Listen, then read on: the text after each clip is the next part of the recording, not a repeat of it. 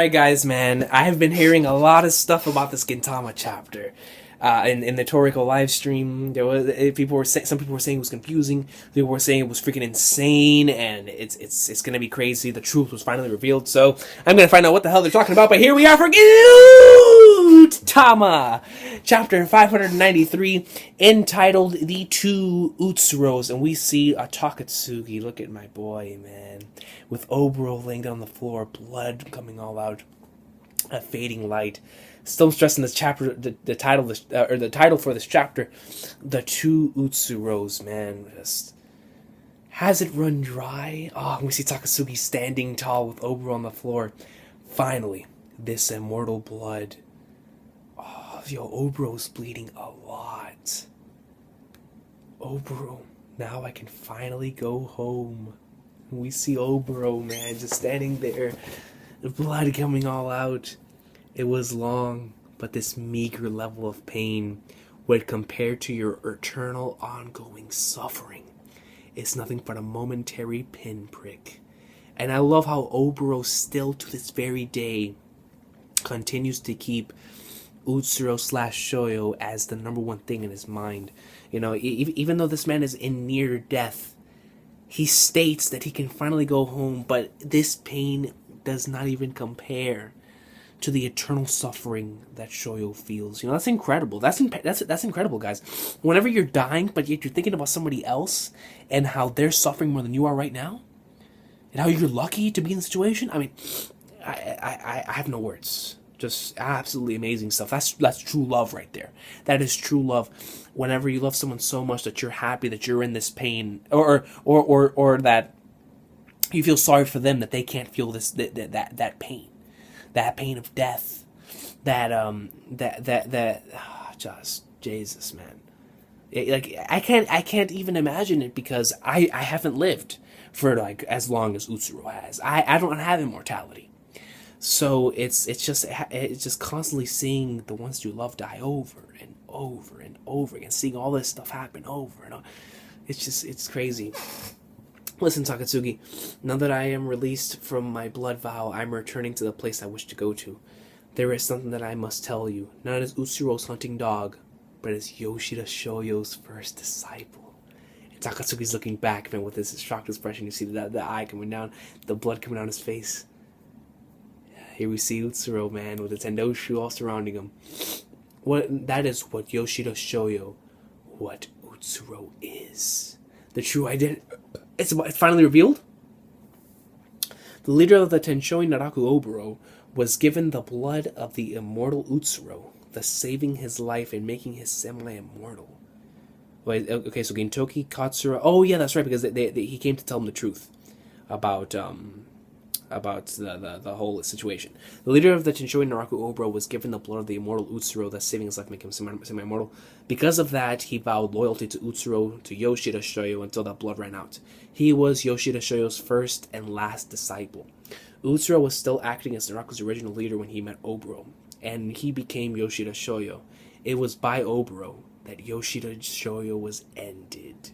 God, man, this panel, every time I see it, man, it brings back the memories, son. And that man Utsuro was born. He just comes out of here looking like the freaking Messiah, man. This panel is always funny to me. No. Perhaps it would be more correct to say he was resurrected. A mutant created by the Altana? Nevertheless, I've never seen a case like this before. There is no doubt about it. No, perhaps I never even had a name to begin with. As far as I can remember, no one has ever called me by my name.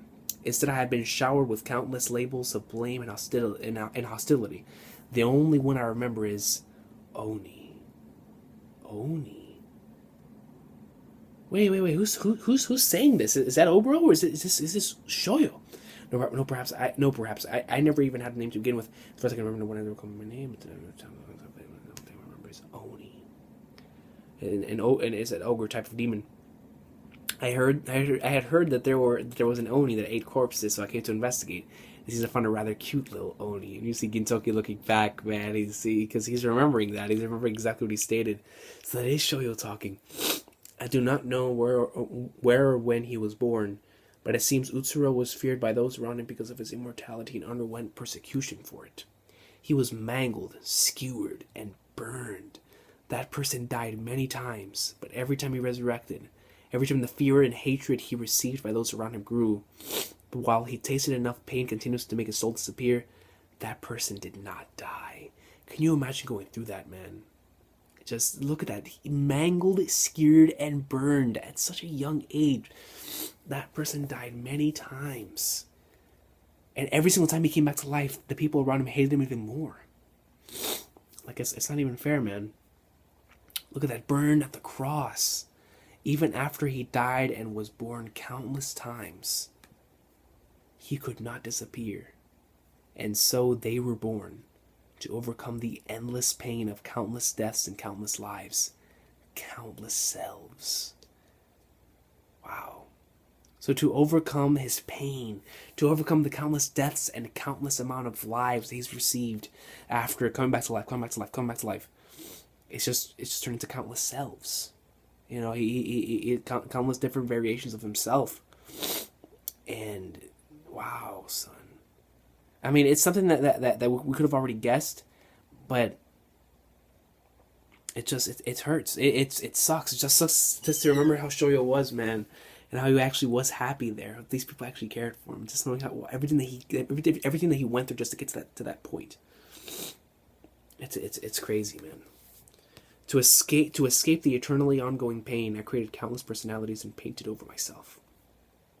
And when there was no longer anyone left that even knew when or by whom I was locked in there, and the cell itself rotted away.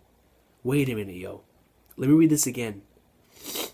To escape the eternally ongoing pain, I created countless personalities and painted over myself. And when there was no longer anyone left that even knew when or by whom I was locked in there. Listen, man. That means that he stayed in that cell for so long that people forgot he was there. And the original person who put him in there, of course, wasn't even alive anymore. Because no one knew when he was even put in there in the first place. And no one knew that he was even in there. So, they didn't know when or by whom. That man was in there for a good 150 years. Just based off of that. That is freaking crazy, man. That's... And then people wonder why some people become villains, man. And it's like... I'm happy enough that he became Shoyo. I'm happy enough that he found happiness. I'm happy enough that he was able to oh God, man, to find happiness through his disciples, man. They truly did pick him up. And the cell itself rotted away, dog. And that's how he managed to get out. He was in there for so long. Look at him. Look at him. Those within me also broke free of the cell that was me. Those within me also broke free of the cell that was me. Showing that it indicated that he broke. Indicating that cell was like, it was basically a symbol, right? No, a representation of him. How he felt so locked up. Inside, just locked up and caught in this constant stream of always coming back and coming back and coming back. And started to move. Those born of countless deaths. Oh my God, and just see he wrecked everyone in order to deliver countless deaths to humans. As if tracing the acts of those acts performed by humans long ago, they slaughtered one human after another. As if they which were called Onis were trying to imitate humans in order to become human. That's interesting. As if they which were called Onis were trying to imitate humans in order to become human, man. That is quite interesting. Before long, they were arrested by the imperial court, but they were not bound to a cage. I might just stand on an execution platform again. Instead, what they were given was the right to deliver death forever. The mask of the Yatagarasu. The mask of the Shinigami. The assassination group Tenshoi Naraku. The imperial court saw their power, and so it chose to use the Shinigami as their tool. I went 500 years since then. Even with administrative power having changed whoever's tool they ended up as, they continue to immerse themselves in slaughter.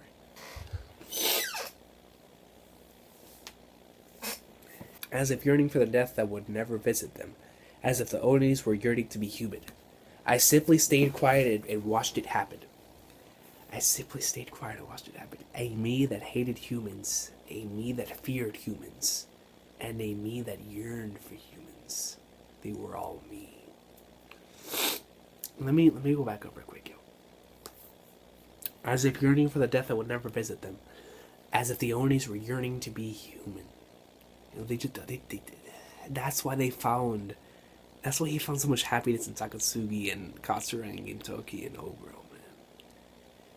That's why he said that you have to defeat me with your human sword. You have to defeat me with your human sword. I simply stayed quiet and watched it happen. A me that hated humans, a me that feared humans, and a me that yearned for humans. They were all me. So I resisted to become a self that could stop them. The appearance of that man was also inevitable. That was our master, Yoshida Shoyo. And you see them all look back shocked. Gintoki, every time Gintoki looks back like this, man, the dead fish eyes, it hurts so much, man. Because Katsura is shocked, Takatsugi's shocked, right? But, so I resisted to become a self that could stop them. He was always fighting himself. He was always fighting against himself, man. Freaking Shoyo, man. He went through so much, yo. It's crazy, yo. The appearance of that man was also inevitable. You see Shoyo right here for the first time. When he takes off the mask, he was just fed up with it. He was fed up with it. So now it's the truth. The truth is revealed that Utsuro is Shoyo. Utsuro is Shoyo, man.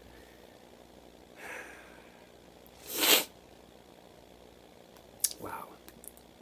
And then you just look at the shocked expression on their faces. One Utsuro out of countless Utsuros was born in order to stop them that had become Shinigami. That single Utsuro that resisted against the Utsuros was Yoshida Shoyo. That man suppressed the countless men and tried to put an end to the endless spiral of blood. He resisted in an attempt to make a change. He resisted on and on. It shows him at the school, man. Oh, Lord, it shows whenever he got captured. All he wanted was... Oh, and it shows whenever he passes by Oboro right here. This is when Gintoki was yelling at him. But despite that... Oh, God. And it shows when Gintoki's behind him, man. Fuck! Why does this always have to happen to me? This is sadness. God, when this gets animated, man. All that's left is you, Shoyo. There is no longer any need to suffer. If no matter how either you or they resist, we are fated to suffer for eternity, then I will end it. I will kill all of me. I will end all of the endless suffering. I will end the Utsuro. And it shows a panel side by side of Gintoki and Utsuro as Utsuro is speaking this to him, man.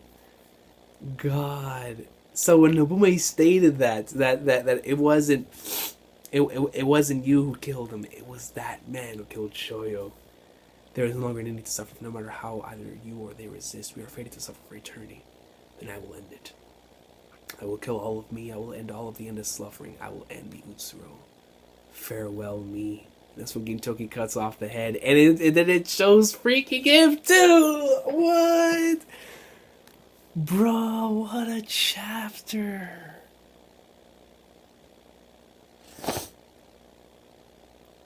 Dog,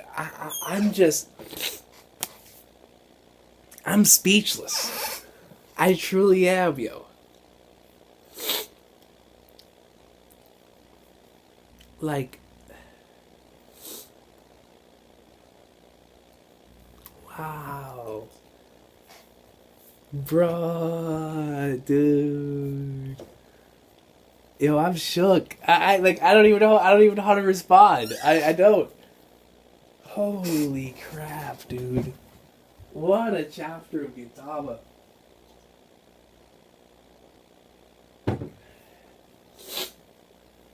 what I love about this week's chapter of Gintama so much is that a majority of the chapter was told through the narration of Shoyo.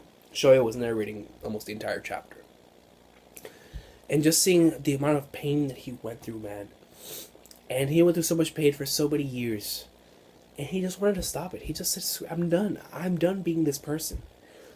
And even though it wasn't for a long amount of time, there's a lot of people that relate to that. And it goes back to like the same message of Gintoki and the same message as Hasegawa. Which I always say those two are like the heart and soul of this series. And the same thing with every single person in Gintama. Shoyo once again carries that symbol of Gintama to where you're picking up where you left off, man. You're trying to start off a new life and become a better you, and you're trying to become happy, and you're trying to better yourself. You head off on this journey in an attempt to stop being whatever you were before. You went through all that horrible stuff, so why not just become a better you? The same thing that Gitoki did after leaving Shirayasha behind, and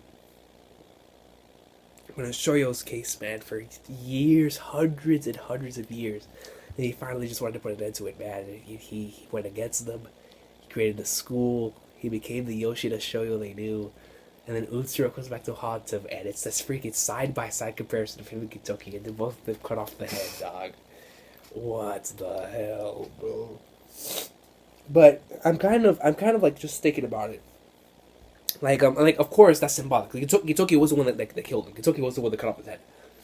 But I'm just thinking, I'm like, because the reason why I thought he said thank you was because I felt like he was doing it so that he would save his students. That in that situation, he was happy because in his death, his students would continue on forward in life, and they would continue living. They would because I guess Shoyo, even though he always wanted to die, he found happiness through these three kids, and he wanted them to continue striving for the happiness, to find their own happiness, and to find people who could pick them up. How Takatsuki found his squad that picked him up, how Katsura found his squad that picked him up, how Gitoki found the Gorozuya. They ended up picking him up from what he was in, which he even states it, and it's incredible.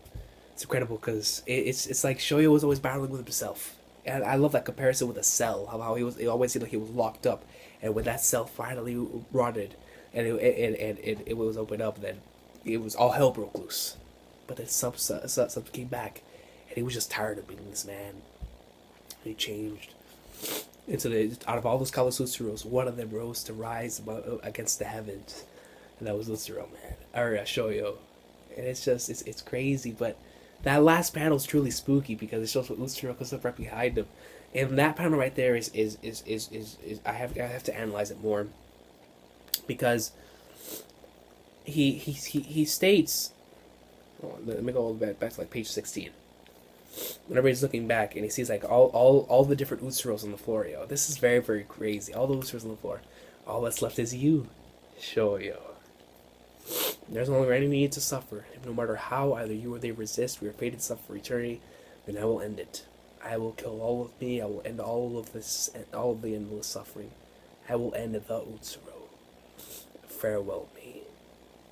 And that's whenever Gintoki does it, but it also shows Utsuro doing it. So like, Gintoki did it, and Shoyo, like I think this is what it is. On one hand, Shoyo did it for them, but on the other hand, Shoyo understood that once they did it, Utsuro once again return and resurrect. So it was like but he did it in order to just save them. But at the end of the day, like it was a sacrifice on two ends for Shoyo. Yo, this is fucking crazy, bro. I just realized Shoyo did the ultimate sacrifice here, man. Gitoki did the ultimate sacrifice. Shoyo might have done double. Because Shoyo understood that Gintoki would carry his burden forever, but he also wanted them to find themselves. So he died. Let the Shoyo character die so that he would. So he die. So that these guys would live on, even though he knows that they will live on with that burden. And on the other hand, he knew that whenever he was killed, which whenever Utsuro came in to kill him, which it would be the sword. Utsuro would resurrect. So in turn, he was always battling with himself. But he chose his boys. He chose his disciples over him. He said, if it ends my happiness, it's okay. As long as these guys can continue on living, I will become that monster again. Yoshida Shoyo will die today.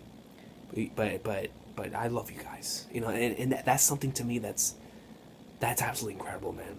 It just shows how much of a man Yoshida Shoyo is, and just that character. But it's incredible. This chapter with the truth finally being revealed, and God Almighty, everything that just happened in this chapter. I'm honestly like I'm speechless. I'm dumbfounded. What a chapter of Gintama this week. Fantastic sauce of a chapter.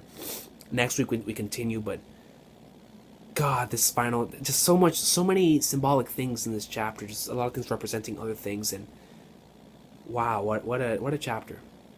Shoyo definitely has a way of words, but man, Shoyo, because we know Gintoki, we know the burden he carried, but Shoyo carried the burden double, yo. He knew what he would become if he died, but he chose to end who he was then.